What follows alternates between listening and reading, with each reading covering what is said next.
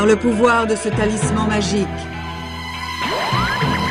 C'est le livre d'Astaroth, le talisman de Salomon, le dominateur des talismans. Je vous invoque, je viens à vous.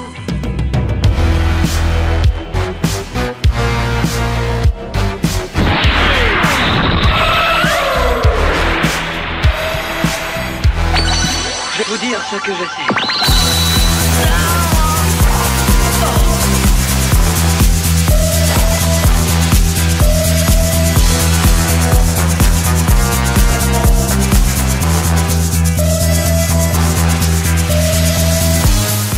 Salut les auditeurs, auditrices, les aventuriers, aventurières et bienvenue à une nouvelle année au podcast dont vous êtes le héros. Et bonne année à toutes et à tous, c'est un plaisir de vous retrouver pour 2024, une année avec un planning intense. Vous allez voir, mais comme d'habitude, toujours à mes côtés, Fred, comment ça va mec, bonne année. Merci, bonne année Xav, bonne année les auditeurs, les anciens, les nouveaux. Et ce podcast, le premier 2024, ça devait être le dernier de 2023. C'est pas grave, on vous a sorti notre superbe campagne de l'œil noir. Moi, je me suis bien marré à réécouter l'épisode 1. Je suis pas habitué à faire des guerriers barbares, mais faut croire que ça me fait plaisir. Je m'entends, il y a que moi qui dis des conneries. Bon, un peu excité sur la partie.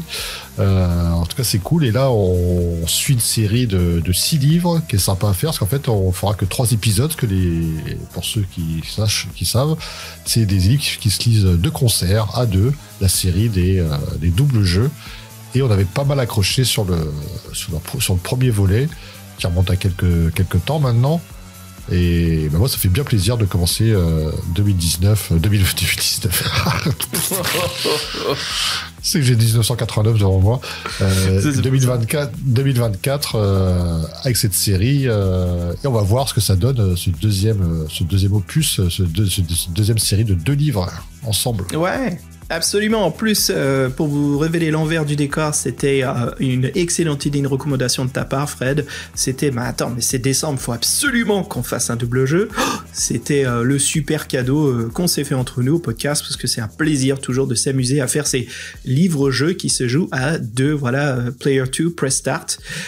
Et nous voici donc avec les 2 volumes, Coréus le prince et Bardic le voleur. Alors, comme vous connaissez un petit peu l'histoire du podcast, bien sûr, Fred, c'est le backstabber. Donc voilà, Fred jouera Bardic le voleur.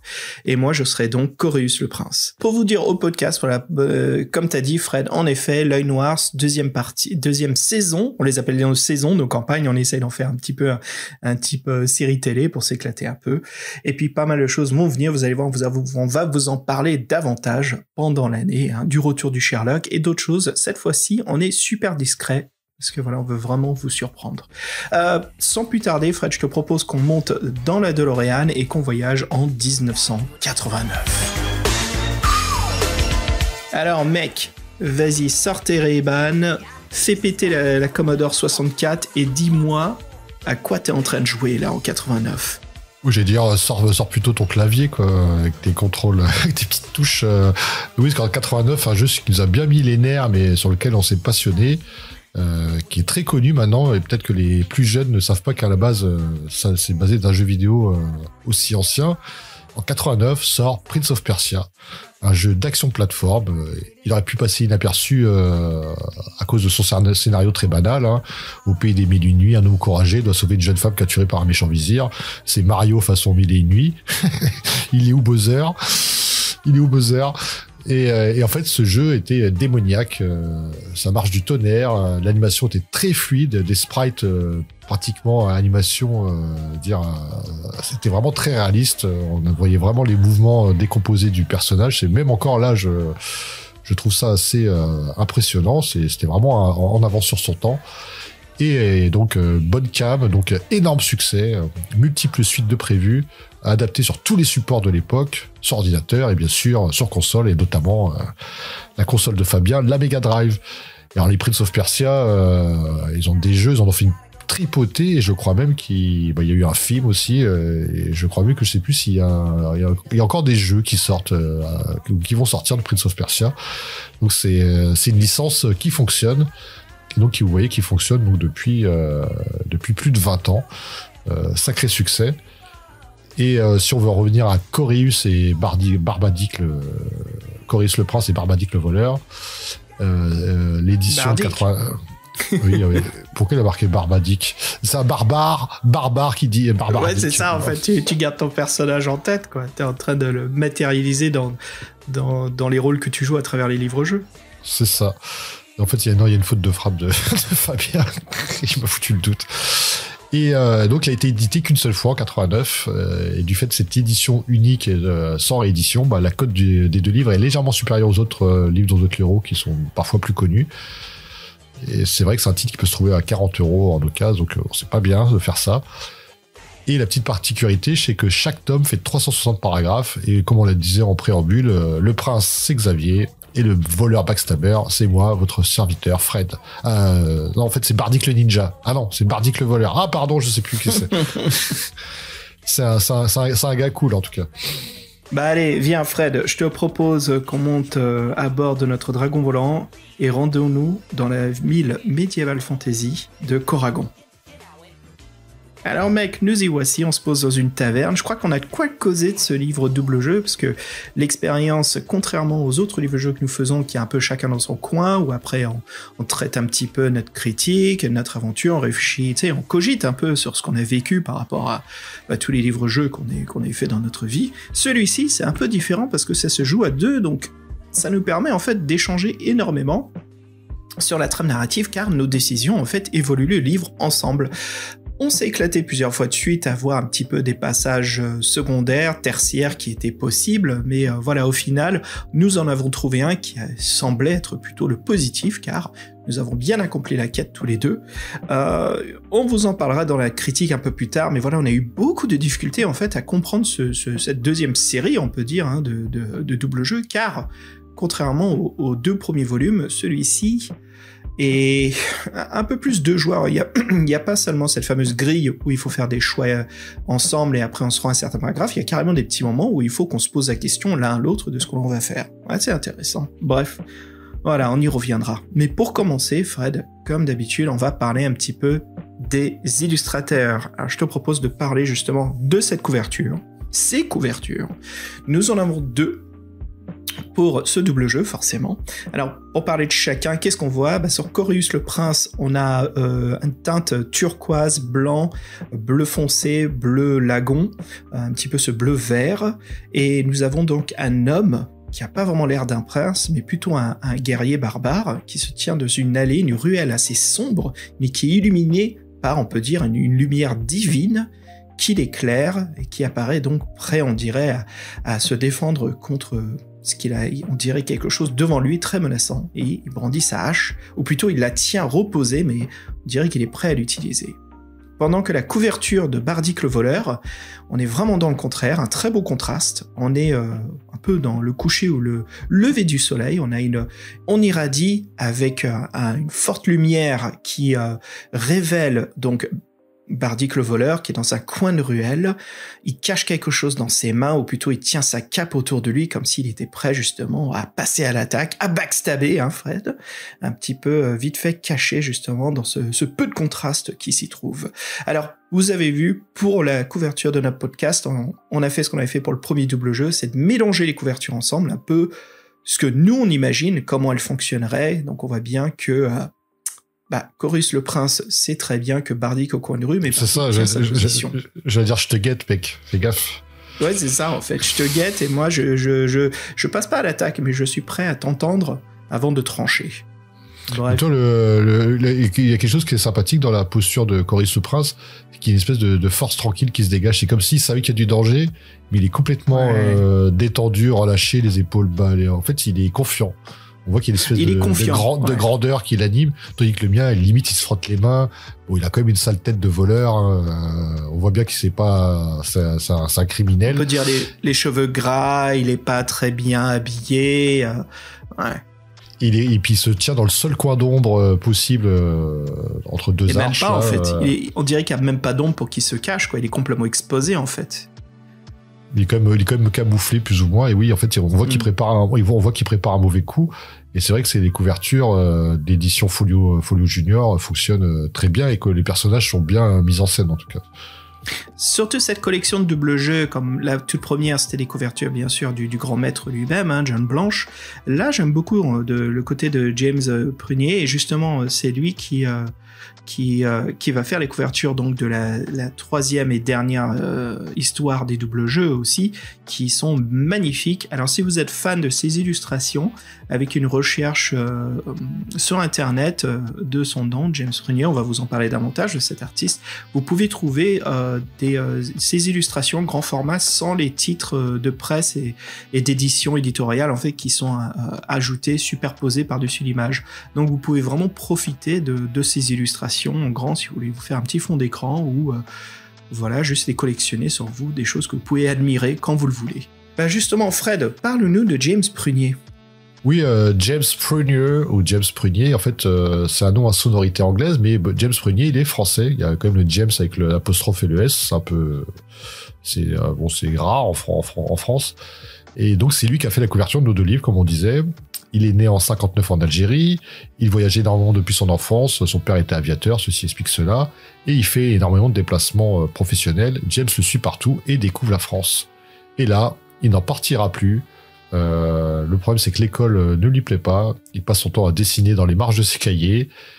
Et il fait une super école dont on a déjà parlé. Je crois que c'est les Beaux-Arts de Nancy. Et grâce à son talent, Gallimard le remarquera rapidement et lui confiera un très grand nombre d'illustrations pour toutes leurs nouveautés en catégorie jeunesse.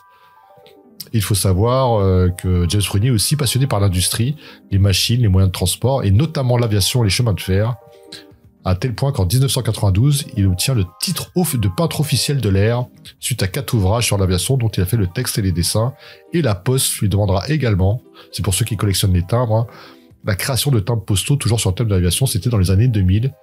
Et depuis, il se consacre à la peinture. Il est toujours en activité. Couverture dont on vous parle, c'est une exclusivité française, parce que les couvertures anglaises, c'est pas du tout James Prunier qui les a fait, vous vous en doutez. Et c'est un autre dessinateur très connu dans le podcast, qui est Terry Hawks. Et lui, il propose un style graphique totalement différent. Et Terry Hawks, pour ceux qui nous suivent, on en parle beaucoup, donc on vous renvoie à d'autres émissions. Et sachez qu'il a quand même fait plus de 10 couvertures pour les Défis Fantastiques. Et si je dois dire, j'adore le travail de Terry Hawks, mais je trouve que pour une fois, les couvertures françaises, elles sont bien mieux, elles pètent beaucoup plus et elles nous mettent plus dans l'ambiance que celles de Terry, qui sont un peu classiques. Tu veux nous en parler? Elles sont déjà plus centrées sur les personnages, il y a moins de décors. Ouais, alors tu sais, c'est vraiment là la grosse différence, c'est comment nos héros sont représentés sur les couvertures. Ici, elles sont pas de plein pied, ils sont point de vue au niveau des hanches et même pas plan américain quoi. Qu'est-ce qu'on voit? On voit bien sûr toi, Bardic le voleur, t'as carrément une épée d'escrime. Une rapière, ouais. Et mon personnage, la hache en fait, qui était plus une hache de bûcheron, c'est devenu une double hache en fait, assez violente. Mais les personnages en fait qui sont illustrés par Terry Hawks, je trouve, ils manquent en fait de charisme. C'est un peu comme si c'était des mannequins lambda d'un magazine de mode médiéval fantasy quoi. Pour se marrer un petit peu là-dessus, il manque quelque chose et c'est un peu fade. Voilà, les illustrations sont super. Elles sont très bien faites, mais Fred, je trouve que ça manque de magie, ça manque d'heroic fantasy. Ouais, et surtout que le voleur est mieux fringué que le prince. Confusion totale. Et je sais pas si ça fait gaffe, j'ai l'impression que l'un et l'autre des personnages apparaissent un peu dans le fond du dessin. Je viens de remarquer, le voleur apparaît derrière le prince, et le guerrier apparaît derrière le voleur. Mais c'est vrai que après avoir vu les couvertures françaises, je pense qu'il y aura pas débat, quoi. Ils sont beaucoup mieux. Ce qui est marrant en plus, c'est quand on regarde la couverture de Bardic le voleur, là, de Terry Hawks, le personnage qui est tout petit, représentant Chorus dessus, on dirait un chanteur de Manowar. Hein. On dirait qu'il a une veste en cuir. Ouais. On dirait Quasimodo presque. Son visage est bizarre. Bon, bref. Ouais, la seule chose que je trouve vraiment sympa, les illustrations, je comprends, c'est une commande, il faut que ça soit pour jeunesse, mais ça manque de peps, ça manque de charisme. C'est ce qui est beau, en tout cas, c'est le placement, c'est le cabochon où se trouve le titre de la série, double jeu, double game, Chorus the Prince et Bardic the Thief. Elles sont assez jolies, en fait, c'est un mur en pierre taillé, avec un panneau de marbre en relief, en contrebas. où il y a donc le titre avec un symbole d'une rose ou un sort de symbole qui représente un peu comme si c'était un yin-yang mais version Heroic Fantasy. Et puis il y a comme il y a un petit lézard qui grimpe sur les côtés, des vignes qui poussent. Voilà, ça donne vraiment ce côté d'époque. Hein. Ça fait vieux, ça fait comme si on rentrait un petit peu dans l'aventure, qu'il y a un vieux conte qui va nous être raconté. Bah tu vois, je trouve que même ça fonctionne moins bien que le logo double jeu avec un visage de face et un de profil qui se mélangent, que je trouve qui représente beaucoup mieux le concept pour le coup. Oui, si on compare, en effet, il y a toute une différence, mais ce qui est beau aussi du logo double jeu, c'est qu'il y a toute cette série de petites vignettes créées par Folio qui sont une excellente idée. Hein. De toute façon, c'est une façon qui nous a permis, même nous, lecteurs, via l'aide des premières éditions, de pouvoir les classer, et puis ça c'est joli, c'est esthétiquement très bien recherché. Pendant qu'ici, en effet, nos titres, ils sont quand même un tiers de la couverture, ils sont imposants, mais la différence, c'est que aux US ou en Angleterre, c'était différents éditeurs. Nous, en France, on a vraiment eu cette chance que ça soit tout folio, qu'on puisse avoir une belle bibliothèque où tout est organisé. Voilà, si vous êtes fan, que les choses soient organisées, rangées et qu'il y ait une symétrie, bah voilà, sauf bien sûr avec les œils noirs. Ouais, alors pour continuer à parler des artistes, on peut parler un peu de Paul Bonner. Paul Bonner, voilà, avec l'accent français. C'est l'artiste intérieur, voilà, c'est pas non plus un inconnu, on a déjà parlé de lui au podcast, mais on va faire une petite bribe pour vous rafraîchir la mémoire. Voilà, donc il a réalisé les couvertures à l'intérieur de ce livre. C'est un Anglais, on ignore son âge. Enfant, voilà, il dessinait énormément. C'est un passionné, surtout les personnages du Seigneur des Anneaux. Alors, il les imagine dans sa tête et ses dessins sur papier. Voilà, on sent que c'est un grand fan. Il est complètement dedans. Ses parents, justement, admirent son talent et son travail le pousse à dessiner de plus en plus. Voilà, il fera des études différentes des autres enfants de son âge et il ira donc à Harrow School. La Harrow School, c'est un prestigieux internat anglais qui est uniquement réservé aux garçons. Cet internat, en plus de donner des cours habituels des autres écoles, privilégie les arts créatifs, du divertissement et du spectacle. Peut-être l'équivalent, je dirais, en Amérique, Fred, ça serait Juilliard, qui est à New York City. C'est une fameuse école où énormément d'acteurs et illustrateurs, danseurs américains vont. Peut-être, je pense, la Harrow School, c'est un peu l'équivalent, mais en Angleterre. Alors, une fois diplômé, il est remarqué par John Blanche. C'est pas n'importe qui qui le trouve. C'est qui John Blanche? Je connais pas. C'est notre John Jitsu. John Jitsu. Alors John Blanche, voilà, l'embauche pour le Games Workshop. Son dessin. Qui ça le Games Workshop. L'atelier du jeu, c'est quoi ce truc-là? Mais quel nom pourri, quoi. Je connais pas.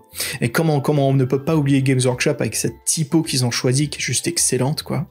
Alors, son dessin fantastique plaît à l'équipe, justement, il lui confie des travaux pour Warhammer 40 000. C'est quoi ça? C'est quoi ça? Je connais pas. J'y ai pas joué à mes 13 ans. C'est faux, j'ai pas joué à mes 13 ans. J'ai jamais joué à Warhammer. J'ai jamais fait basculer une table où Fred avait une énorme partie qui était en cours depuis quelques heures et ça a tout ruiné. J'ai jamais fait ça de ma vie. Avec 200 figurines orques, donc la moitié de Gretchen, tu te fous de la gueule. Je sais pas quoi tu parles. Je t'aurais sauté à la gorge. Heureusement que tu l'as pas fait quand c'est arrivé alors. Il refuse de travailler à l'ordinateur et continue de justement illustrer à la main. Il est indépendant et il travaille toujours pour de multiples jeux de société et des jeux de rôle. Voilà, vous pouvez le retrouver assez facilement dans le monde de l'illustration et des créations, on va dire, Heroic Fantasy. Une partie de ces illustrations sont sorties dans un très beau livre vous pouvez trouver en France, qui s'appelle L'Art de Paul Bonner, qui est aux éditions Caraba. Voilà. Donc, vraiment un chouette artiste, quoi. Et puis, bien sûr, en parlant des artistes, ça nous amène vraiment à vous causer de l'essence, de quoi ça cause, de quoi c'est, de quoi il en est, les écrivains. Fred, parle-nous justement de Simon. Oui, parce que c'est vrai qu'on là, au niveau des dessinateurs, c'est comme des personnages connus. James Prunier, on va en reparler plus tard. Et là, donc là, Simon Farrell. Et bizarrement, on a moins de choses à vous dire sur les auteurs que sur les illustrateurs. On n'a pas beaucoup d'infos sur Simon Farrell. On sait juste que c'est un Anglais né en 1958. Il n'a jamais écrit un livre tout seul. C'est toujours avec son acolyte John Sutherland, le co-auteur des doubles jeux.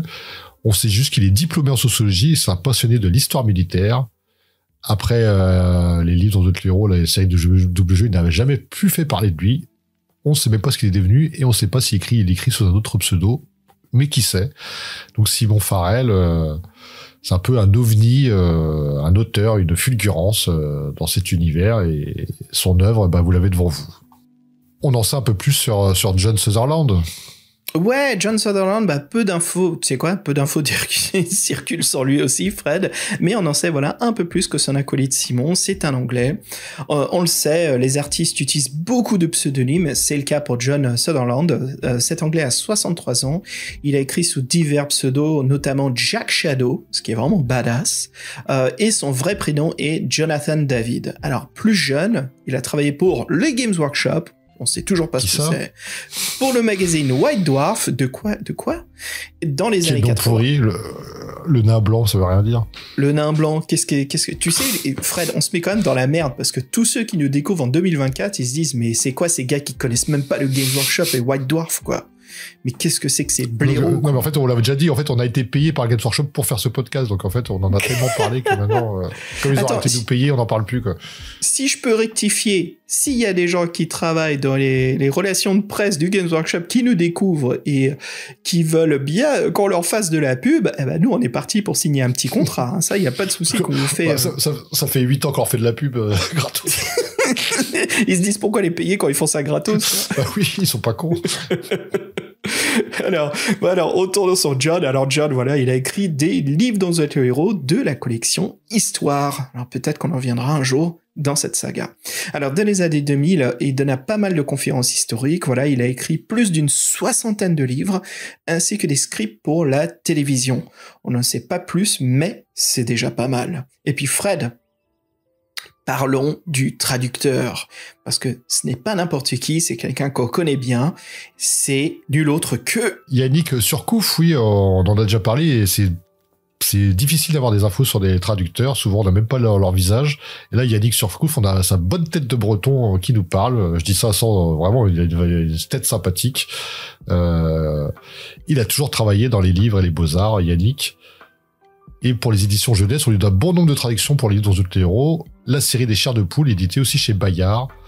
Et il faut savoir que Yannick Surcouf n'est pas seulement un traducteur, c'est aussi un artiste, un graveur plasticien qui expose pas mal de ses œuvres.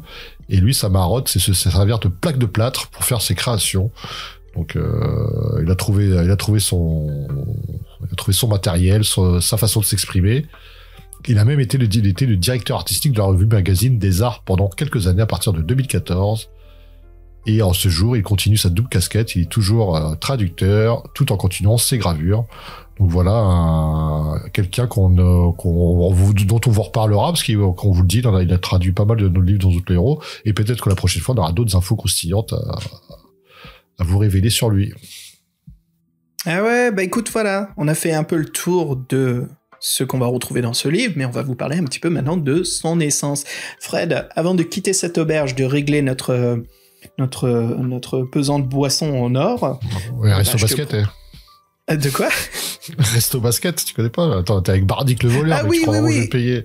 Ouais, je suis dans le mental Heroic Fantasy, donc quand tu dis resto basket, je me dis plutôt resto Quidditch, je sais pas. C'est débile. Écoute, justement, si on fait resto basket à Corrigan, je te propose justement de mettre une musique en arrière-plan pour nous donner du peps, parce que je crois que toi t'as bien meilleure forme que moi au cardio. Je te propose The Gods of Metal avec leur titre Onward We Ride.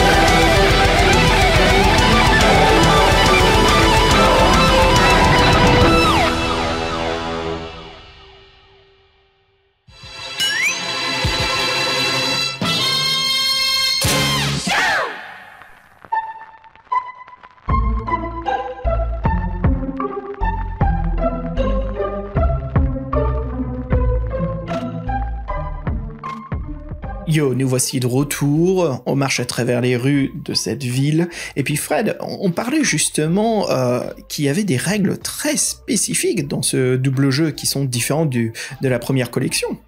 Oui, au contraire de la plupart des livres autres héros, vos caractéristiques sont un peu au hasard. Là, en fait, vous avez un pool de points, comme on dit en anglais, un bassin de points. Vous avez en fait des points à répartir entre plusieurs attributs qui sont somme toute assez classiques. On a l'habilité, l'endurance, l'agilité et la magie. Et donc on a 40 points à répartir entre ces 4 caractéristiques. Donc c'est intéressant de, forcément en fonction de son personnage, choisir son point fort. Et il y a aussi une petite subtilité, donc j'ai parlé de magie. On a des pouvoirs magiques. Alors après c'est pareil, c'est pas très clair. Est-ce qu'ils ont des niveaux? Il semblerait qu'en fonction de notre niveau en magie, on puisse utiliser certains pouvoirs ou pas. Après c'est quand même un peu anecdotique. Et moi, je sais qu'en tant que voleur, j'avais mis 12 en agilité. Et comme les règles font qu'on joue à 2 dés de 6 et qu'en fait, pour foirer, il faut faire inférieur, ben en fait, mon personnage était complètement cheaté. En fait, j'aurais réussi tous mes tests d'agilité. Et en tant que voleur, bah, c'est des situations qui arrivaient souvent. Et donc, en fait, avec 12 en agilité, le jeu finger in the nose, quoi. Vous réussissez tous vos tests sans problème. Et ça, c'est un peu dommage aussi, parce que c'est bien qu'il y ait un peu de défi, de challenge. Et je voudrais comparer avec toi, par exemple, si on a les mêmes pouvoirs magiques pour voir. Parce que moi, on a les mêmes, tu penses? Avant qu'on peut aller là-dedans, je peux même te dire que Corius était très différent, parce que moi, justement, je suis pas très en contact, je suis pas vraiment un Jedi, quoi, j'ai pas vraiment le sens de la magie. Moi, les pouvoirs magiques me coûtaient le double de points d'endurance. Ça, c'était pas clair aussi dans les règles. En fait, c'est ça. Ils disent que les pouvoirs magiques ont des niveaux, niveau 6, niveau 4, niveau 8. Ils vous disent que bon, on perd des points d'endurance en les utilisant. Et il y avait marqué ensuite, mais pour vous, c'est le double de points. Mais rappelez-vous que pour vous, c'est le double de points. Et en fait, cette phrase-là, j'ai pas compris ce que ça voulait vraiment dire. Après, pour être franc, moi, la magie, je sais pas pour toi, on a fait l'aventure ensemble, une partie de l'aventure ensemble. J'ai utilisé 2 fois, je crois. 2 fois. Par contre, moi, j'avais pas de niveau. J'avais pas le niveau de magie. Comme tu dis, moi, j'avais 5 pouvoirs magiques au total. Et comme j'étais Chorus, voilà, il me coûtait le double pour les exécuter. Mais tu sais, quand on revient à la fiche de la feuille d'aventure, on a une petite case qui écrit pouvoir magique. Ils me disent de faire mon choix. Je vais prendre les 5, quoi. Je veux dire, pourquoi est-ce que j'en prendrais pas plus? C'est pas indiqué mon niveau, en fait. C'est comme si on insinue en fait qu'il y a une limite de pouvoir magique que je puisse prendre, mais on me l'indique pas. Par contre, on me dit bien, faites votre choix. Je suis, pourquoi je prendrais pas tout? Je comprends pas. Est-ce que c'est un peu comme sortilège ou il faut que je m'en souvienne? C'est un peu par rapport à ta valeur en magie. Je pense que si t'as mis, je sais pas, moi j'ai 10 en magie. Ouais. Moi j'ai 10 en magie. Par exemple, je peux avoir il y a 5 pouvoirs. Il y en a un, c'est niveau 6, niveau 4, niveau 8, niveau 10, niveau 12. Je présume que celui de niveau 12, je peux pas l'utiliser. Moi, c'est comme ça que j'ai compris, en fait. Ah, ok, ouais, voilà. Parce qu'on nous dit bien, par exemple, on vous a néanmoins inculqué à grande peine un certain nombre de sortilèges et d'incantations dont vous prendrez connaissance un peu plus loin, qui pourront vous être plus qu'utiles dans cette aventure. Mais comme vous n'êtes guère doué en la matière, vous devez vous en disposer, dépenser le double de points normalement nécessaires à leur acquisition. Ah, c'est pour les acquérir. Moi, je pensais que c'était... Ok, pour les dépenser, ça n'a pas vraiment abîmé ma lecture, mais voilà. Non. En fait, les règles, elles sont pas trop de sens à ce niveau-là. Je pense à un JRPG, tu vois, je me dis, quand j'ai une base de données de points magiques, je vais les utiliser. Mais là, ce que je vois, en fait, c'est qu'on me dit, c'est non, tu les achètes et après, tu les fais comme tu veux. Tu les exécutes quand tu veux. Et voilà, donc après, c'est classique. Hein, voilà, ils me disent, s'il est indiqué que le sortilège dont vous désirez dispose à une valeur de 8 points, vous devez en trancher 16 de votre total des 40 points pour pouvoir l'utiliser. Ok, je vois un peu mieux. Mais à culpa là-dessus, mais ça n'a rien changé. J'ai pas du tout compris ça, quoi. Bon, moi, je te lis le livre, là. Hein. Je te lis la page, mais moi, c'était pas écrit comme ça. Ça m'étonne pas. Tu sais, il y a plusieurs erreurs qu'on a remarquées. On va vous en parler. Hein. Vous allez voir avec Fred. Écoute, Fred, pendant qu'on y est, on parle des erreurs. Est-ce qu'on peut parler, justement, maintenant qu'on a parlé des règles, de la magie? On voit bien qu'il y a quand même des gros trous manquants. C'est un peu le prince de Perse. J'ai l'impression qu'on marche sur des trappes pièges qui nous faut tomber, sur des pics. Parlons, justement, du système double jeu. Alors, comment ça marche? Le système double jeu, c'est une charte. Donc en gros, vous avez des numéros horizontaux, verticaux. Je demande à Fred ce qu'il est choisi, il me donne son numéro, je regarde sur ma charte à moi, puis bien sûr, on fait horizontal, vertical, on trace un trait, ça nous amène à une certaine colonne où il y a un numéro de paragraphe. Donc voilà, ça nous amène là. Par contre, la différence ici, c'est qu'il n'y a pas que ce système-là. D'ailleurs, ce système que j'espère que je vous ai bien expliqué, c'est ce qu'on retrouvait dans la première série des doubles jeux. Et dans cette série-là, c'était assez souvent... On rencontrait ces moments où avec Fred, voilà, on s'attendait chacun l'un de l'autre. Tu me disais en plus, toi t'étais aux Tuileries, moi j'étais à Boston, c'était vraiment sympa ce moment. Ici, c'est ultra rare. Déjà, Fred, ça m'a pris 4 relectures pour faire ta rencontre. Alors contrairement à la première série, ce n'était pas une erreur de traduction ou de mise en page, c'était pas une errata. Ici, c'est juste que j'arrivais pas à trouver le moment où je dois te rencontrer. Je me dis, mais putain, mais quand même 4 fois, hein. C'est la 4e fois que je t'ai enfin trouvé. C'est pareil, moi j'ai fini l'aventure une fois sans te rencontrer en fait. J'ai déjà fini, mais toi j'ai même pas rencontré le prince. Oui. Bah oui. C'est quoi ce bordel? Alors, peut-être qu'on se trompe, je vais spéculer, mais vu ce qu'on a vécu tous les deux, j'ai l'impression qu'il n'y a qu'un seul point de rencontre. Mais je crois qu'il y en a un deuxième dans une taverne et on peut se rencontrer dans une ruelle. Parce que au bout d'un moment, je devenais fou. Tu sais, à la 3e relecture, je lisais les pages une par une comme si c'était un roman. Je me dis, bon, je vais essayer de trouver un moment où ça dit vous rencontrez Bardic. Tu vois, c'est un peu des mots-clés. Et je me suis dit, merde, je trouve pas. Allez, je relis. Et puis enfin, je me suis dit, ouf, ça y est, je fais l'introduction avec Fred. Enfin commencer à lire ce foutu livre à 2, quoi. Mais c'était pas facile du tout, hein.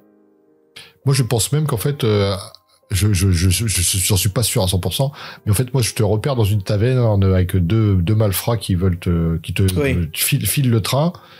Et enfin, en fonction, si moi je fais un choix, en fait, ton personnage est mort. Et donc après, je fais toute l'aventure sans avoir. J'ai même pas le choix, je suis mort, quoi. Oui, t'es mort, et en fait, toi, t'es mort, et en fait, moi, t'es un inconnu pour moi, je sais même pas qui. En fait, toute l'aventure après se fait solo. Et pour être franc, elle se fait solo et c'est plutôt rapide et il y a aucun souffle épique dedans. Et donc quand j'ai terminé, je fais quoi? J'ai déjà terminé. C'était bizarre. Hein. Moi, je crois qu'on s'est rencontrés dans une ruelle en plus où justement on voit qu'on s'approche, on veut causer un peu. Je fais écoute, c'est un mal pour un bien, on peut peut-être bosser ensemble parce que t'as des connexions. Mais je veux pas. Donc on peut continuer à parler justement à nos auditeurs. Là, Fred, le deuxième problème qu'on en a rencontré, c'est qu'il y a une règle qui est pas expliquée ici.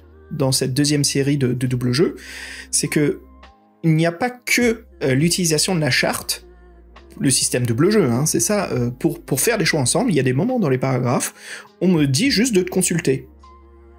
Voilà, consultez avec Bardic si vous voulez suivre son conseil d'aller interroger le tavernier, ou est-ce que vous dites à Bardic, non, ferme ta gueule et suis-moi quand on va suivre le chemin de Corius. Et en fait, ça se retrouve même pendant les combats. Vous dites, vous êtes tous les deux au combat, et en fait, si votre ami meurt, vous terminez le combat tout seul.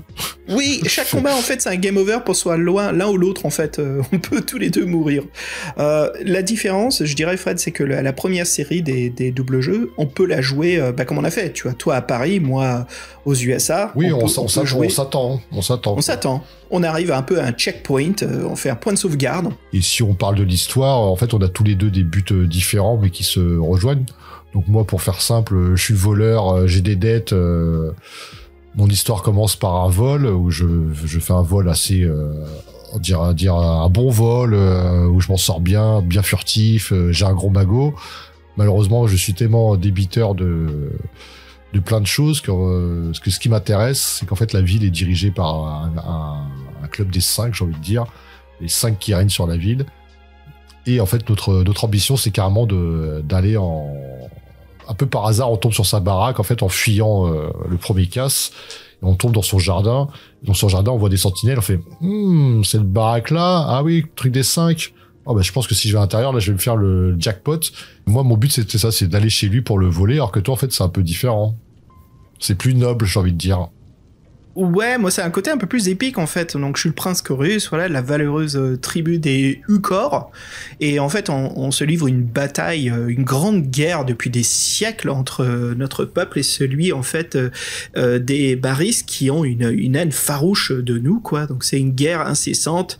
Ça affaiblit nos peuples. On sent qu'on est vraiment au bout du rouleau, quoi. Que Corius, s'il fait pas quelque chose, c'est tout son royaume, sa famille qui s'éteint.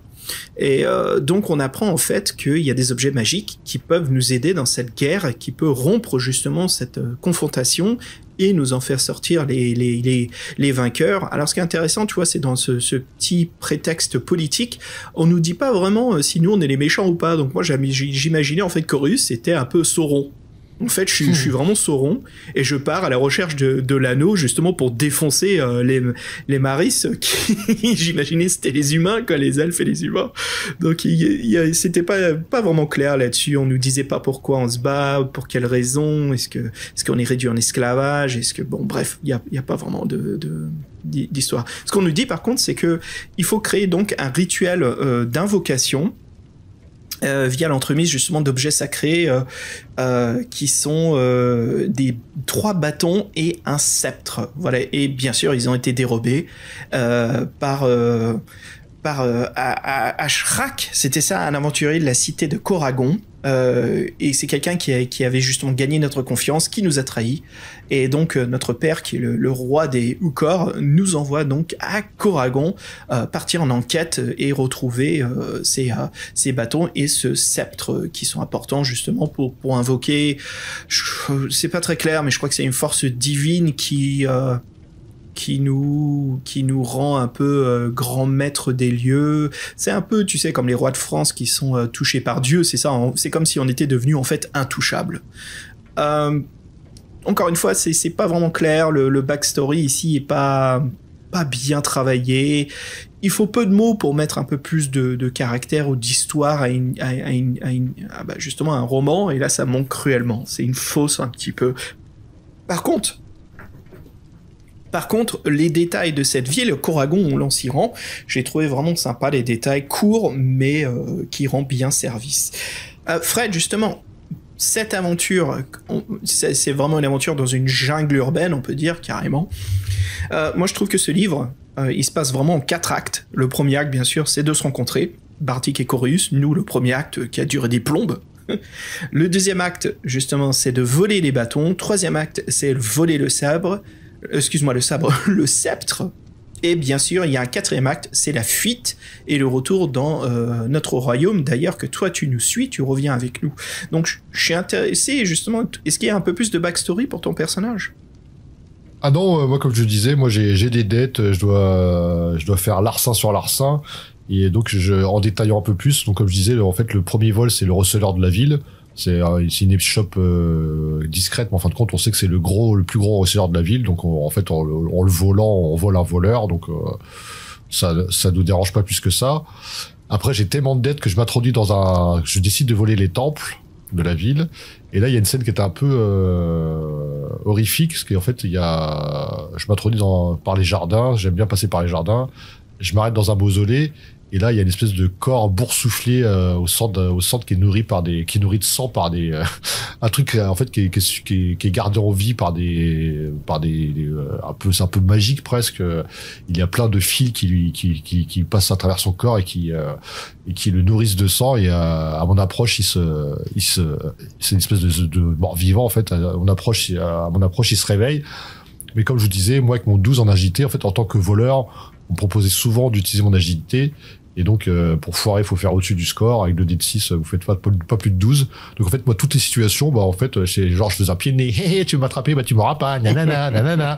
Je passais mon temps à voler par-dessus les gens, les têtes, les gardes, les sentinelles. Je faisais ce que je voulais avec eux. Je les rendais, en fait, je passais mon temps à fuir, mais sans problème. Et c'est vrai que dans cette scène-là, en fait, c'est à cette scène-là que je fuis parce qu'il y a des sentinelles. Je sors du mausolée et je tombe sur la demeure des 5. Je me dis, là, il y a un peu plus de garde, il faudra faire attention, il faut préparer le coup. Et là, je reprends mes aises dans l'auberge, et c'est là que je vois 2 gredins qui t'emboîtent le pas, un inconnu. Et là, ça commence à être la merde, parce que je te rencontre pas. Et je te rencontre pas. Et je te rencontre pas. Et je te rencontre pas. Et puis je me retrouve à pécho tes objets, mais d'une façon plutôt facile. Et même à la fin, en fait, je les ai. Et j'ose même pas les vendre. Et en fait, je les enterre dans la cambrousse pour m'en débarrasser. Et voilà, c'est la fin de mon histoire. N'importe quoi. C'est ça. Je t'assure. Je les ai volés, mais sans problème. Mais en fait, avec agilité, tout était facile. Et moi, mon aventure, en fait, on va dire l'aventure solo, Elle s'est déroulée finger in the nose en 2 temps 3 mouvements, sans risque, sans péril. Et à la fin, j'ai récupéré les objets. Ah bah, je sais pas quoi en faire, je vais m'en débarrasser. Je fais, ok, tout ça pour ça. Donc en gros, je suis un gros teubé doué. Et là, j'ai fait merde. Ça. Et en plus, on proposait plus de double jeu en fait. On proposait plus de. J'ai vraiment fait l'aventure solo dans mon coin. Et donc en fait, et je sais que, et comme vous le disiez, toi tu l'as joué une fois, tu as joué on galérait, je t'ai dit bon, je pense que le paragraphe où on se rend compte, c'est ce putain de paragraphe, faut absolument que tu trouves ce numéro de paragraphe. Et en fait, c'est comme ça qu'on a réussi à se retrouver, quoi. Ouais, c'est vraiment, on a dû, je peux même pas dire tricher, on a dû, au bout d'un moment, forcer un petit peu la rencontre, parce qu'on se dit, mais pourtant j'ai fait tout, j'avais tellement de marque-pages dans mon livre, je me dis, mais c'est pas possible que j'ai raté cette rencontre. Je comprends pas, quoi, et je me dis, merde, encore une fois, quoi, la deuxième série de WG, c'est encore la galère. Mais pour revenir sur ce premier acte, justement, notre rencontre entre Bardic et Coréus, bon, la ville, elle est très sympa. Elle est bien travaillée, je trouve. Il y a des descriptions courtes mais évocatives de l'ambiance, des détails, voilà, qui se trouvent en face de nous. Par contre, les moments d'action, d'aventure dans cette ville, je les ai trouvés très... c'est l'heroic fantasy de base, quoi. Rien de frais. Je croise des voleurs, il faut que je m'enfuis, il y a une baston dans une rue, je peux m'en mêler, et des mecs qui me demandent une taxe de passage. Et bon, ok. C'est dommage, ça, mais... peut-être que c'est normal, c'est un peu l'introduction, ok. Allez, je continue, je force un peu. Et donc, voilà, on se rencontre avec Fred, je te dis en fait ce que je suis en train de faire, et toi, je crois que ce que tu proposes, c'est que je t'offre de l'argent qu'on trouve sur le chemin, c'est ça? Ou c'était quoi notre deal? Notre marché? En fait, oui, je vois que en fait, surtout, c'est le défi qui m'intéresse, c'est que c'est un des 5 que tu veux détrousser, et moi, c'est mon objectif. Oui. Bah oui, le premier, justement, le premier, justement, c'est là on rentre dans l'acte 2, quoi. On va cambrioler l'un des hommes les plus connus et riches de la ville, Serpent. Mais voilà, ça va pas être facile parce que c'est un mec qui a pas mal d'objets magiques, qui est une grande menace, mais c'est sympa. Donc là, je me retrouve un petit peu dans le jeu vidéo Thief, à 2 joueurs. On rentre dans sa demeure, on fait des choix ensemble, est-ce qu'on prend l'escalier? Et il y a un mec qui arrive, un garde qui patrouille, est-ce qu'on l'assomme ou est-ce qu'on se cache derrière les rideaux? On fait des petits jets. Et voilà, vous voyez, pendant tout ce moment-là, les auditeurs, en fait, on est, Fred et moi, on se parle, quoi. On se dit, ok, viens, on fait ça. Et ça, c'était sympa, Fred, tu sais, tu me dis, Xav, viens, suis-moi, on monte les escaliers. Au bout d'un moment, je me dis, waouh, on n'est pas loin d'une séance de jeu de rôle en livre-jeu, quoi.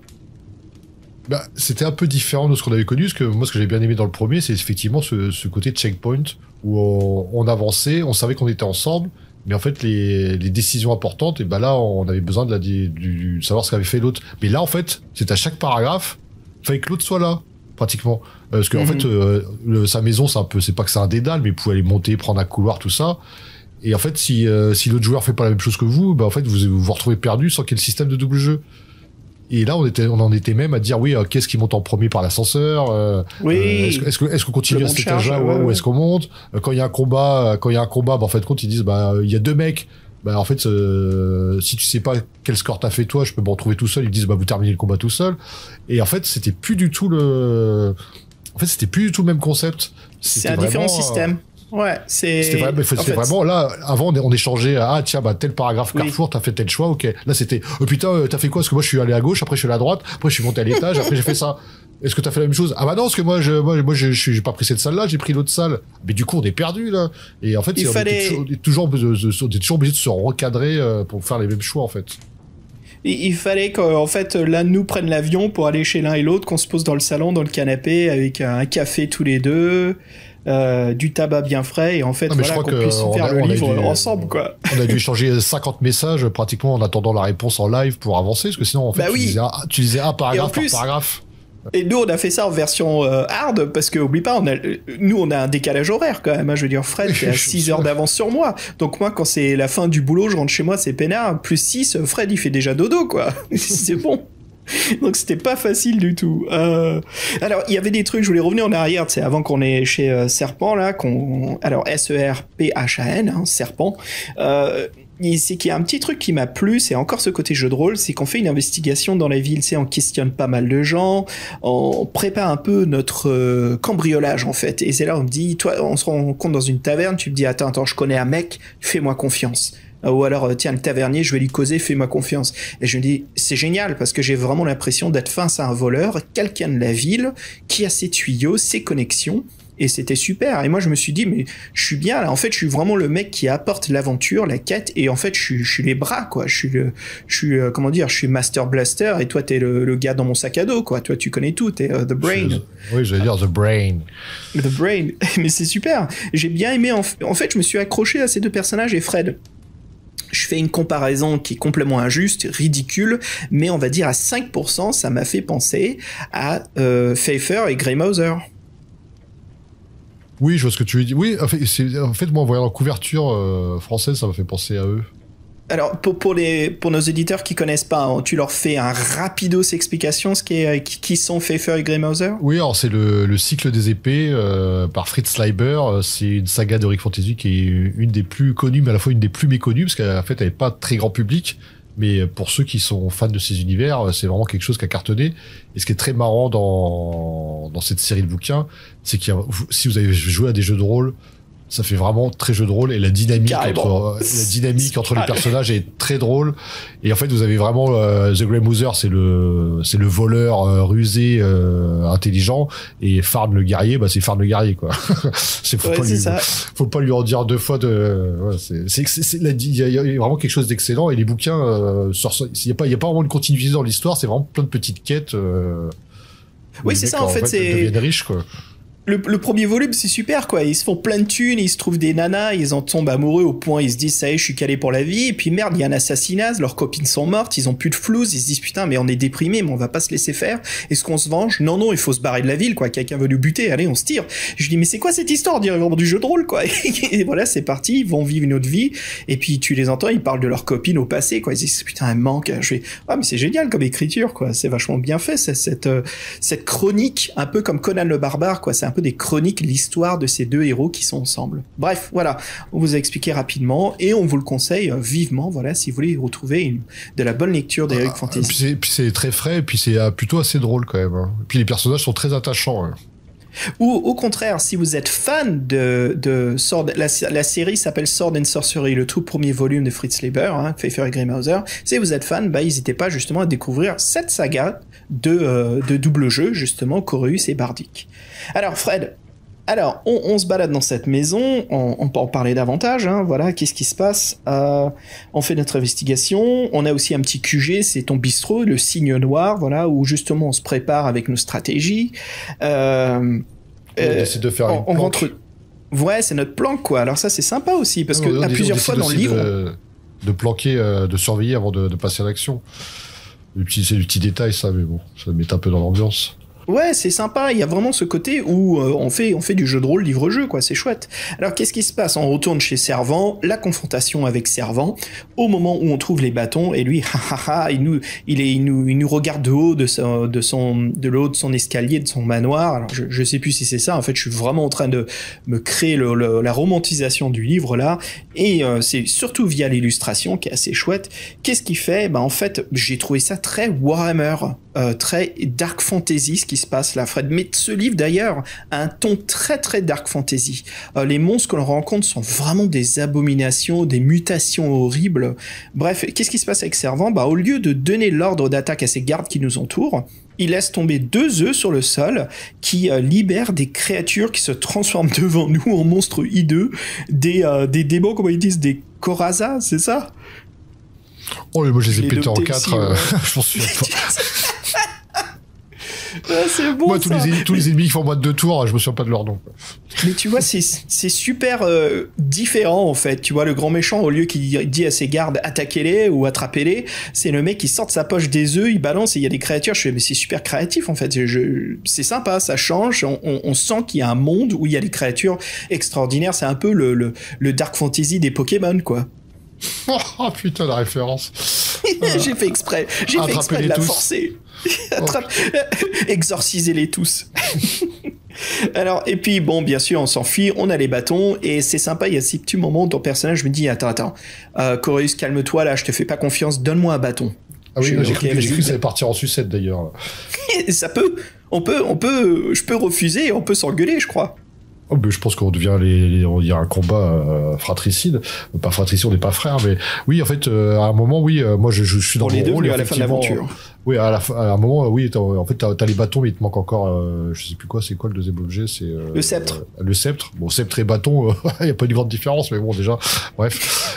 Et puis, t'aurais pas pu dire un talisman et des bâtons, non. Oui, donc je te demande. Talisman, Sif. Safe, t'as vu, c'est mon subconscient. Backstab. Ouais, non, et donc je demande, ouais, en fait, avant de t'aider, je te demande une partie du butin parce qu'effectivement, je me dis que j'ai pas confiance et c'est un réflexe normal. Ça, c'était plutôt sympa et bon, on force un peu la confiance qu'en fait ton personnage, il a aucune raison de me donner ses bâtons, soyons clairs. C'est juste pour que nous on puisse jouer ensemble qu'on le fait, mais sinon. Oui, bien sûr. Sans ton personnage, lui, c'est trop important les bâtons pour lui. C'est sa quête. Il a aucune raison de les donner à un voleur. Bon, mais bref. c'est quand même bien, tu vois, parce que l'écrivain donne du caractère à ses personnages, quoi. Je veux dire, Bardic et Corus, on commence à les comprendre. On commence à voir que Bardic, il est pas si con que ça, quoi. Il sait très bien qu'il a pas confiance en Corus. C'est un peu le début encore de l'aventure, mais tout ça, c'est des super détails. C'est des choses que j'ai pas autant retrouvées dans la première série à mes souvenirs des doubles jeux. Ouais, bah. C'était vraiment différent, pour être franc. Et donc, on doit revenir pour le sceptre, c'est ça? Ouais, donc là, on fait notre préparation. On décide justement d'interroger l'une de tes connaissances, intervernier, excuse-moi, Ah oui, je l'ai noté, la taverne. Putain, il y a plein de noms de tavernes dans ce livre. Celui-ci, elle s'appelait l'Orque au cimetière. Et justement, tu découvres avec ce tavernier qu'il a des espions qui travaillent au palais. On découvre en fait que le sceptre est dans un palais. Alors, qu'est-ce qu'on fait? Alors avec Bardic, voilà, on voit que Serpent, en fait, donc le mec qu'on a largué à la fin, qu'on s'est barré de la baraque, excuse-moi, en fait, il l'aurait fait en don au palais du conseil. Donc c'est un peu le mec qui donne, j'imagine, un objet prestigieux pour pas être taxé par la ville, quoi. Et donc on explore le palais, normal, toi et moi. C'est lui qui fait les règles, il fait partie des 5. C'est ça, ouais, dégueulasse, quoi, la corruption déjà. Donc on explore le palais tous les deux, tranquille, comme si on était des civils. Avant d'y pénétrer, donc c'est super, quoi. On fait vraiment comment dire, on enquête, on fait une investigation du terrain d'attaque avant d'y pénétrer, et on décide justement d'y s'y rendre le lendemain en passant par les égouts. C'était un choix qu'on a fait, hein, tous les deux, Fred. C'est comment on va s'y attaquer, par le rez-de-chaussée ou par les égouts. On s'est dit, allez, les égouts classiques, super, et puis c'est sûr qu'on on se frotte les mains parce qu'il va y avoir un super combat, c'est obligé. Et donc c'est ce qu'on fait. Et on rencontre le lendemain, donc on y va, on rencontre un monstre dans les égouts. Alors Fred, la description de ce monstre était super, c'est un truc haut de 2 mètres, 3 bras et 3 jambes, sa bouche est absente et il y a une grande plaie qui s'ouvre dans son ventre, voilà, qui est prêt à nous mâchouiller.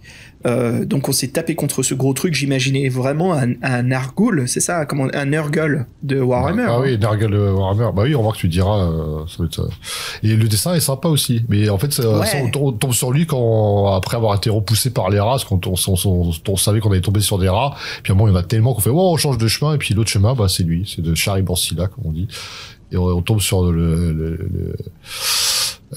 monstre dégueu de Nurgle.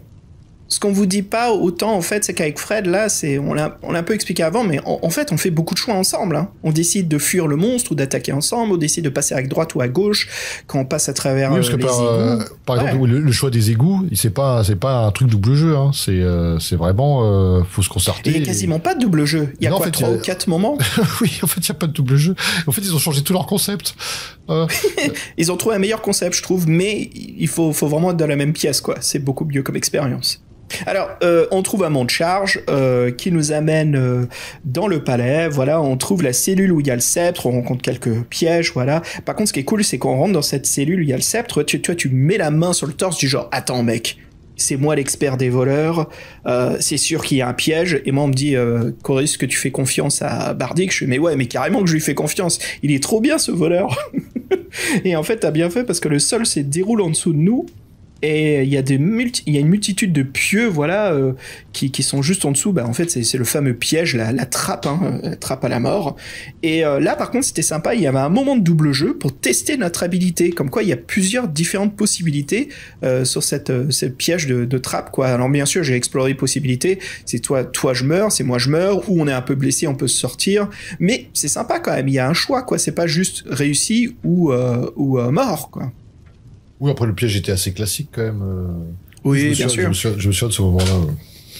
Oui, il est classique, mais ce qui est sympa, tu vois ce que je veux dire, c'est au moins il y a un peu de complexité dans l'écriture et les options. Je veux dire, on ne perd pas le nord que c'est toujours un livre-jeu. Il y a beaucoup d'écrivains, tu sais, tu sens des moments de fatigue ou des moments où ils se simplifient un peu la tâche, ou ça peut être super créatif et ils se disent au contraire, non, vas-y, je mets le choix réussi ou échec. Hop, là c'est sympa, quoi. Alors, voilà, là c'était super facile en fait, mec, de trouver le sceptre. Ça m'a un peu étonné que ces donjons, hein, pour dire quoi, ces deux maisons que nous cambriolons, sont pas plus compliquées qu'elles l'étaient. J'ai trouvé ça un petit peu dommage. J'aurais bien voulu qu'il y ait un peu plus du dungeon crawling, plus de pièges, plus de méchants, plus de rencontres où il faut faire peut-être ensemble des tests de charisme, quoi, où est-ce que toi tu te caches et moi, comme je suis noble, je peux parler aux nobles, ou des fois il y a des mecs un peu scrupuleux, bah voilà, ça on l'a eu. Ça, il y a vraiment eu des moments où Bardic, toi tu fais vraiment tout ce qui est charisme, quoi, tu fais tout ce qui est conversation. Moi je me suis retrouvé vraiment à être plus, comme on a dit, les bras, quoi, la hache. Bref. La fin, ce dernier acte, qui dure un petit moment, c'est la fuite. On prend des chevaux, voilà, c'est une cavalcade. Et c'est sympa, il y a un petit moment stratégique, tu sais, on peut soit tenter une embuscade au mec de serpent qui nous poursuit, ou est-ce qu'on les confronte, ou est-ce qu'on continue à chevaucher pendant la nuit. Nous, tous les deux, on est des badass, on a décidé justement de faire une embuscade, et puis on les a défoncés, quoi, c'était génial, une bataille à cheval. Oui, en fait, le combat final, presque, le combat le plus décrit, le plus mis en scène, le plus difficile, même s'il y a nous deux, on les a torchés.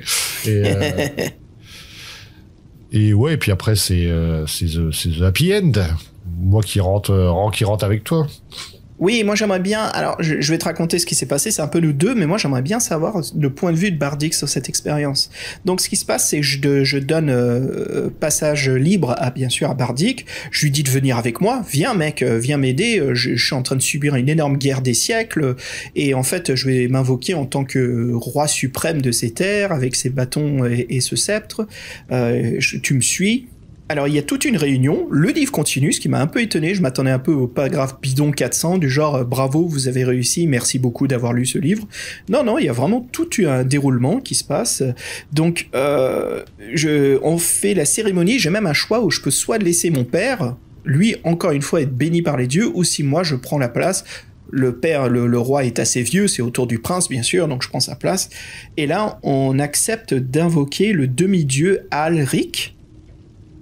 Voilà, j'y vais, on crée un cercle, j'y vais tout seul, voilà, apparemment je suis invoqué par les anciens, je dépose les bâtons, le sceptre, au-dessus du tombeau d'Alric, en fait, voilà, c'est dans une crypte, c'est ça, il nous bénit avec ses objets divins, et voilà, il nous rend tout puissants. Et on résume très rapidement, mais là, voilà, la guerre qui règne depuis des siècles sur notre terre va enfin se terminer, on nous explique pas vraiment comment, mais on nous dit juste t'inquiète, ça va se terminer, voilà. Et Bardic, tu restes à mes côtés et voilà, j'ai la puissance d'Alric et on sera invulnérable. Je suis ok, c'est beau, mais qu'est-ce qui se passe? Est-ce que toi, il y a eu un épilogue du point de vue de Bardic là-dessus? Parce que moi, c'est cool, je deviens le plus grand des badass, mais non, c'est la même chose, hein. C'est juste que toi t'es content d'être dans le bon camp, quoi. C'est tout. Ouais, ok, bah j'obtiens la puissance ancestrale par le crâne ancestral. Voilà, je suis vraiment Iman à la fin. Je suis vraiment musclore, quoi. Toute puissante. Enfin voilà. Bon Fred, allez, on se pose dans une autre taverne. Celle-ci, elle s'appelle le Furet Bourré. Voilà. Et puis je te propose justement qu'on parle de notre critique.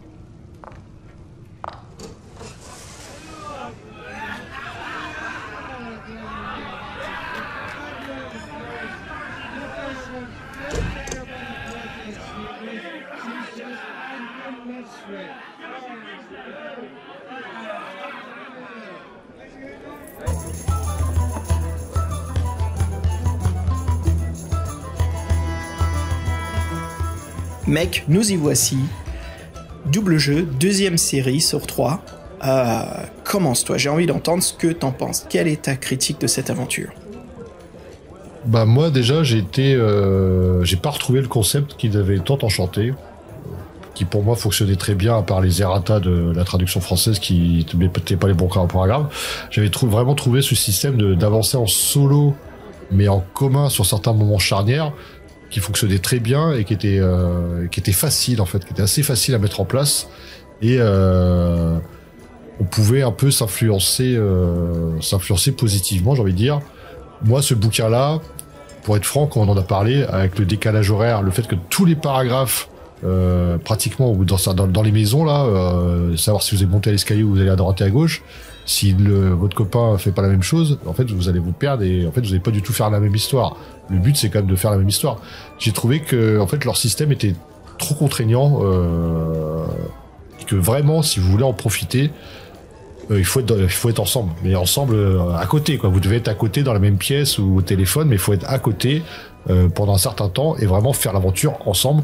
Donc t'as raison, ça se rapproche un peu presque d'un jeu de rôle, mais moi j'ai trouvé qu'en fait à distance et avec voilà, on lit pas forcément les livres en même temps, tout ça, j'ai trouvé qu'en fait c'était très contraignant et en fait j'avançais pas.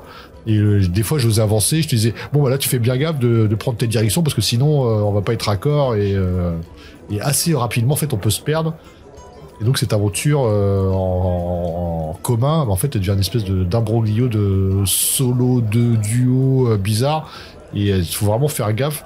Et moi pour être franc ça m'a pas plu. Ça m'a pas plu, j'ai trouvé que le système qui nous avait enchanté ne fonctionnait pas du tout, que je comprends qu'ils ont voulu rajouter en fait plus d'interaction le plus possible, mais là c'était trop.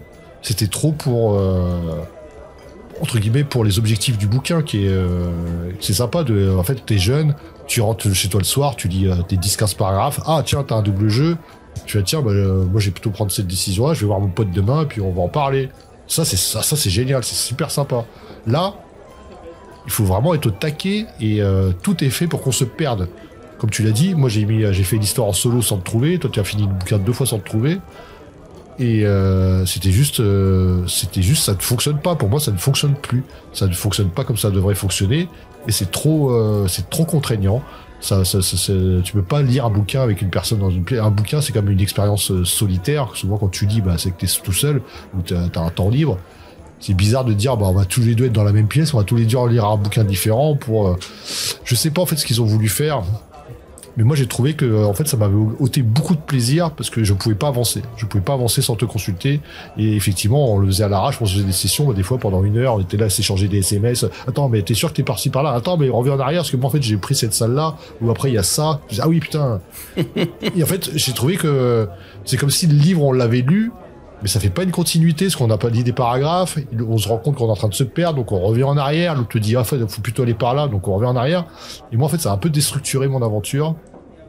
Ça m'a un peu fait dire, en mode pioche paragraphe, ah oui, t'as lu 10 paragraphes, en fait, celui que tu dois faire, c'est celui-ci. Et en fait, j'ai l'impression d'avoir fait toute l'aventure sans la faire vraiment. Et moi, surtout, j'ai trouvé que c'était assez, toi, je te sens très enthousiaste, mais moi, en fait, j'ai trouvé que l'aventure était presque chiante, en fait. Comme tu disais, moi, déjà, mon personnage était cheaté, j'avais aucun challenge. Tous les casses que je faisais, à part aller à droite, à gauche, monter, descendre, trouver la bonne salle, il se passait pas grand-chose. Dans l'introduction, on nous vend la ville comme une superbe ville où il y a des centaures, des trucs, il y a plein de races mêlées. Tu vois que des humains. Moi j'étais déçu, j'ai trouvé ça contraignant, j'ai trouvé ça trop classique, j'ai trouvé ça manque d'épique, j'ai trouvé ça trop facile. En plus moi je déteste la difficulté, mais là vraiment j'ai trouvé ça trop facile et vraiment ça m'a complètement changé mon souvenir du premier double jeu que j'avais trouvé qui fonctionnait vraiment. Là pour moi ça ne remplit pas son objectif. Je n'arrête pas de dire ce mot, mais c'est trop contraignant et c'est trop. Ils ont voulu trop bien faire et en voulant trop bien faire, ils ont perdu leur objectif de base qui est quand même un livre, c'est quelque chose qu'on fait seul dans son coin. Et là, c'est bien de se retrouver, mais là, il faut vraiment être ensemble. Et moi, franchement, je suis déçu de cette aventure. Parce que si tu me diras de relever un fait particulier, ouais, il y a le monstre un peu dégueu. Moi, ce que je retiens de ce livre-là, c'est la difficulté à se rencontrer, en fait. La difficulté à se tomber dessus, la difficulté à se rencontrer, et la difficulté à avancer de quelques paragraphes tout seul, parce qu'en fait, quand tu peux pas avancer tout seul, t'es toujours obligé de demander l'avis de l'autre, et je trouve que ça ne fonctionne pas, tout simplement. Ah bah c'est bien, on va avoir une critique très différente tous les deux là. C'est cool. Écoute, pour dire mon point de vue, en effet, on se retrouve là-dessus, hein, l'évolution dans le système des règles de ce double jeu. C'est sans explication, c'est vraiment, on retrouve pas ce même système, mais ça permet justement à ce qu'il y ait beaucoup plus de jeux ensemble, tous les deux, à travers cette histoire. Et je comprends qu'on a une contrainte tous les deux, c'est on n'est pas dans le même pays. On a un décalage horaire, c'était vraiment le défi où cette première expérience de double jeu était parfaite pour notre situation. Mais, par contre, Fred, si on était tous les deux dans le même pays, imaginons moi je suis à Paris, toi tu l'es aussi, eh ben on se dit, allez, préparation du podcast ce soir, je t'envoie le texto, tu me dis, ouais, vas-y, viens à 20h, eh ben je tape à ta porte, j'ai 2 pizzas avec les doubles jeux au-dessus des cartons, et là on se pose dans ton salon avec des bières, de la pizza, on lit tous les deux, tu sais, étalés comme des grosses merdes après avoir bien travaillé toute la semaine. Et on se regarde là à côté de l'autre pendant qu'il y a une BO de Faith No More ou Metallica qui passe derrière nous sur ta mini-chaîne. Et là, je t'ai dit, mec, on fait quoi là? Tu me dis, t'es où? Je suis contre l'épouvantable monstre de 2 mètres dans les égouts. Ah ouais, vas-y, on le défonce. Ok. Et là, tu vois, on se remet silencieux, la BO de Metallica en arrière reprend un petit peu l'atmosphère de la scène. Je suis vraiment... j'y crois vraiment que si on était ensemble, ça aurait changé notre expérience. Par contre... Ouais, dis-moi. Ouais, bah, dans ce cas-là, on se fait un jeu de plateau, ou on se fait un jeu de rôle, tu vois, tu vas pas te dire, c'est quand même plus convivial que chacun le dé dans son bouquin, tu vois ce que je veux dire. Ouais, mais non, parce que justement, il y a beaucoup plus de jouabilité ensemble, comme on a vu, tu vois, c'était quasiment, certains moments, c'était tous les 5 minutes, on se questionnait, quoi. C'est un autre style de jeu, je vois ça comme un autre type de jeu de plateau, jeu de rôle, c'est le jeu de rôle livre-jeu, et puis, c'est une préparation pour un podcast aussi. C'est cool de retrouver un peu pas des reliques, mais des jeux rétro du passé, et là, on sent ce côté rétro, moi, je l'ai senti très charmant. Et moi, j'ai bien aimé ce nouveau système de règles, j'ai trouvé ça intéressant. On sent que c'est expérimental, complètement expérimental. Nous, c'était vraiment difficile, mais le peu qu'on ait réussi à faire fonctionner, j'ai passé un très bon moment. La difficulté du jeu, en effet, le livre est vraiment simple, on n'a vraiment pas galéré du tout. Mon expérience en tant que Corius le Prince, elle était chouette parce que je rencontre un local qui est vraiment un peu bizarre, et puis au fur et à mesure de l'aventure, je me lie vraiment d'amitié avec lui, je lui fais confiance, je lui donne carrément l'un des 3 bâtons qui peuvent sauver mon royaume, mais j'ai confiance en Bardic. Et on est tous les deux en train de chevaucher à la fin au coucher de soleil, à faire une embuscade aux gens qui nous poursuivent. On a vraiment défoncé les dictateurs, l'un des dictateurs de cette ville de Coragon. Tu reviens avec moi, Musclor et... comment il s'appelle en français son ami? Man at Arms. Tu sais... j'en souviens plus. Maître d'armes. Maître d'armes, c'est ça? J'en sais rien. Maître d'armes. Orko, voilà, t'as Orko et Musclor ensemble. Et ouais, c'était casse-pied, mais j'ai passé un bon moment. Après, je trouve que ce livre n'est pas vraiment un fighting fantasy, l'équivalent d'un défi fantastique, parce que c'est vraiment quasiment ces règles-là, hein, avec un petit peu de magie qui n'était pas aussi utilisée. Je voyais plus un Choose Your Own Adventure, donc les livres-jeux américains, où il n'y a pas vraiment une fiche d'aventurier, c'est plus juste des choix à faire, et je retrouvais plus ce système-là, cette simplification, et c'est là moi où j'étais un peu déçu. J'aurais voulu, c'est du défi fantastique, c'est du double jeu avec cette connotation de règles défi fantastique, à part les combats et quelques pièges, j'aurais voulu qu'il y ait un peu plus de jet de dés en combinaison ensemble, qu'il y ait encore plus de traitement et de travail ensemble. Je comprends que l'aventure peut être très courte, parce que c'est pas un livre de 800 pages, hein, donc forcément il y a quand même 2 objets à voler, 2 mini-donjons, Mais autant dans ce cas-là, juste faire un méga donjon, foutre pas mal de merde là-dedans, et puis donc t'as une préparation au donjon où on interroge des gens, on fait plus du social, et après on fait de l'attaque. Je trouve que ça aurait beaucoup mieux équilibré l'expérience, et ça aurait pu permettre vraiment d'avoir vécu une aventure complète. Là, on sentait que c'était un peu divisé, un peu rapidos, peut-être que tous les deux on a juste fait les bons choix, ce qui nous a permis de pas rencontrer autant de merde. Mais voilà, j'aurais voulu un peu plus. Je ne suis pas déçu, n'empêche. Tu sais, on s'amuse toujours à les noter. Combien de bâtons sacrés je lui donne sur 5 ? Je lui donne 3 bâtons sacrés sur 5. J'ai passé un moment agréable avec toi, Fred, même si on a bien galéré quand même, parce que c'était pas facile à se texter. Des fois, on était un peu sur notre faim. Surtout le pire, c'est que on fait un choix ensemble, on se dit bonne nuit, et puis on lit un peu plus, et c'est vraiment 3 paragraphes après, il faut refaire un passage ensemble. Je dis, merde, putain, c'est mon début de soirée, j'ai vraiment envie de lire pour préparer le podcast, et je suis coincé. Donc des fois, on s'est carrément retrouvé à prendre le relais sur l'autre. Je dis, écoute... Oui. Toi, tu me l'as dit, tu me dis, écoute, Xav, fallait que j'avance un peu là, donc à ce passage-là, il faut que tu passes à gauche, à ce passage-là, il faut que tu refuses l'aide du mec, et à ce passage-là, il faut que tu prennes le mont de charge en premier. Je fais bon, ok, ça marche. Et puis après, j'étais déçu, je dis merde, j'ai pas vraiment le choix. Mais puis je me suis retrouvé à faire la même chose, encore une fois, à cause de notre problème du décalage horaire. C'est à moi de dire, ok, Fred, écoute, ce gars-là, tu vas l'embobiner, ce gars-là, tu le payes, et là, je te confie le bâton, accepte ma confiance. C'est des moments comme ça. On a vraiment dû bidouiller pour faire l'aventure. Il y a quand même des moments où on a joué en live, et je crois que c'est là où comme tu l'as ressenti à ma critique, je me suis éclaté. J'ai vraiment passé un bon moment avec toi, mec, malgré cette distance qui nous sépare. À recommander, ouais, mais comme le premier cycle des doubles jeux, putain, mais c'est vraiment pas facile de se rencontrer, quoi.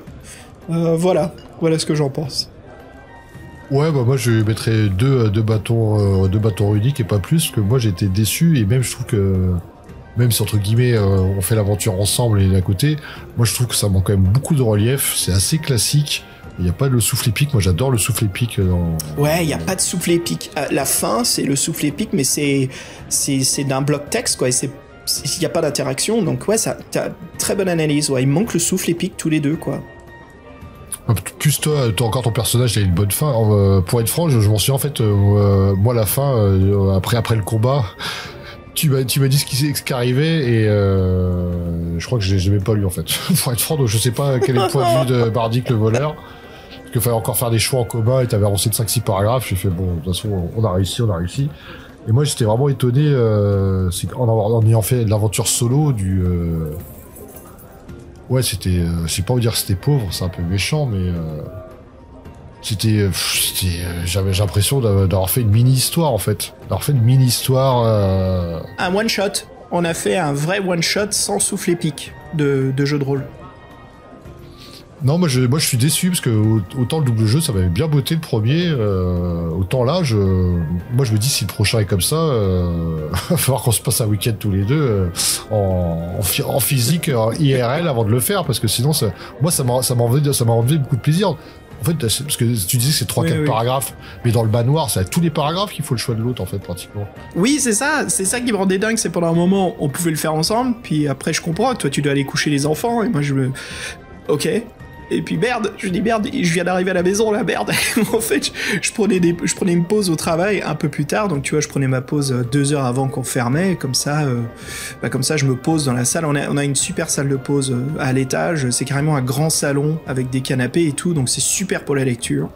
Et donc je me posais là-dedans, et tu vois, je te textais, je lisais, et c'est bizarre à dire, c'est pas une comparaison exacte.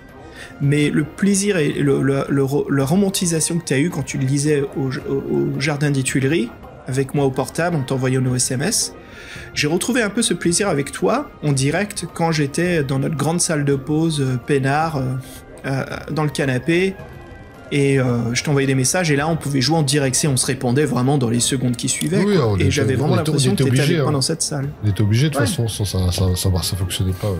Ah, moi j'ai vraiment, écoute, je vois que c'est intéressant, c'est toujours bien qu'on se retrouve pas comme ça, mais moi j'ai passé vraiment un bon moment, et je le recommande, parce que c'est pas incroyable, mais c'est un livre-jeu qui marche ensemble. Si si vous avez un pote, ou vous êtes en coloc et vous êtes tous les deux fans d'Heroic Fantasy, mais ouais, carrément, faites-le un soir, allez chercher un pack de bière et à manger.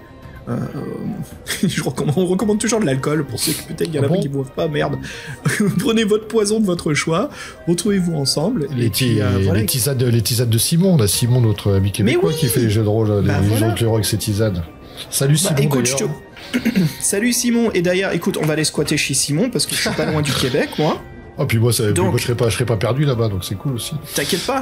Oui, voilà, Fred, prends ton ticket Air France, viens à New York. On prend ma voiture, on conduit au Québec, ce qui est 5 heures de route, c'est pas beaucoup. On y est un matin, et puis Simon, on arrive, prépare-toi, on aura 2 pizzas et des doubles jeux. Voilà. Bah écoute mec, allez, aventurière, héros, nous voici donc arrivés à la fin de notre podcast. Comme Fred, je te propose qu'on remercie nos Patreons. Quiconque ose défier la puissance de Zeus doit être puni.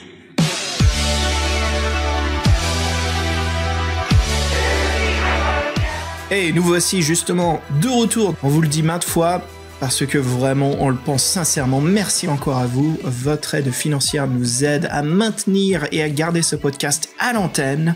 Et on voudrait commencer justement en remerciant nos membres gratuits, les membres qui sont en train de faire la démo, voilà, qui essayent notre Patreon. Et on voudrait remercier Ludovic et Renaud. Merci. On espère que vous voudrez rester avec nous. Si vous voulez pas, aucun souci, aucune obligation bien sûr. Mais en tout cas, c'est un plaisir de vous avoir avec nous pendant ce moment d'essai. Et bien sûr, Fred, ça en vient à nos Patreons de longue durée. On commence avec Étienne, alias Damol. JC qui se fait appeler Jean-Christophe Comon. JC qui se fait aussi appeler Darth Nihilus, mais c'est aussi notre Totrun préféré. Avec Kiki Momo. J'adore dire ça, la papesse de Facebook des livres-jeux. Laure Anne et notre druidesse avec son petit grisou. Lorkian, nul autre que le maître de nos séances de l'œil noir. Chapeau, monsieur. Et le grand maître Parano Global, faut pas vous oublier.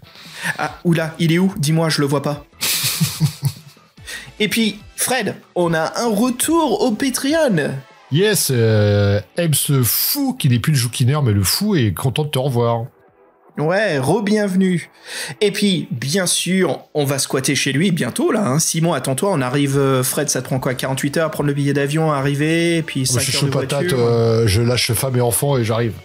Ok, vas-y, ça marche, on finit le podcast et tu cours. Simon.